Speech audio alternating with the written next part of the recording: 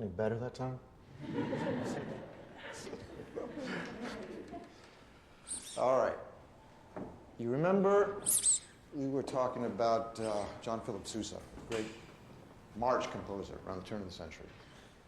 He, very famous man, but he had a huge thing about recorded music. He would never allow his music to be recorded. Even when Thomas Edison came to him with his brand new invention, the phonograph.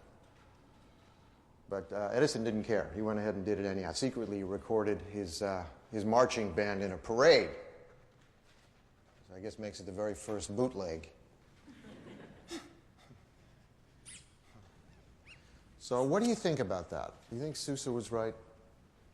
Do you think it's okay now? What about today's performers? Should you be able to just walk up in the middle of a stage, plug in your CD player to a Marshall stack, and that's it? It's good enough? I don't know. I'm a lot older than you, but I tend to think that there's an element of music that cannot be captured. Life cannot be captured. The human heart cannot be captured. The moment of creation itself is fleeting.